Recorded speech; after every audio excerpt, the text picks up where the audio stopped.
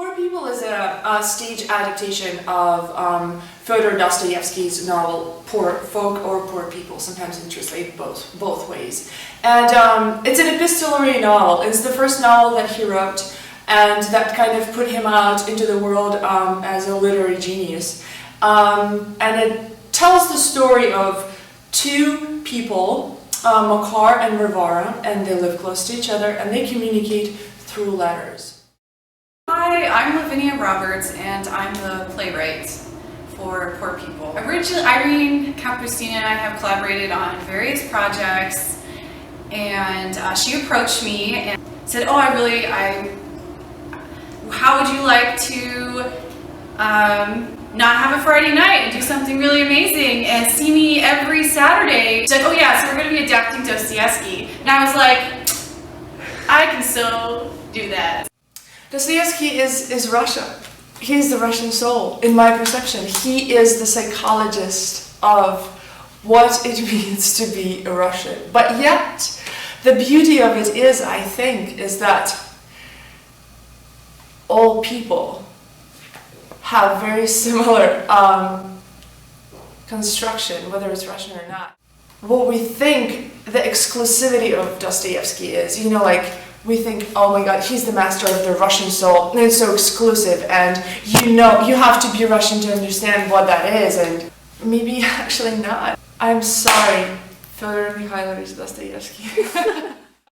I'm Annie, I'm the dramaturg on the production of Poor People. Well, what we have in this play is really gorgeous, eloquent, evocative, uncompromising language, and really very simple behavior. Two people dealing with a situation, a reality of inequity, injustice, unfairness, and what they do with that, what it looks like to have to confront that each day, and how you deal with that in the way that you live your life. I'm so appreciative that we entered into this process. It's been such a challenge as a playwright, because usually in the writing process I'm creating the world and doing the research and making the choices and looking inward, whereas in this process I was really, every time I had a question about the world, I had to go back to the text. And so I have Irene's copy that she gave me of Poor People that is full of tiny little sticky notes and various scribbles. We decided to go with the title Poor People because poor folk is kind of generalizing.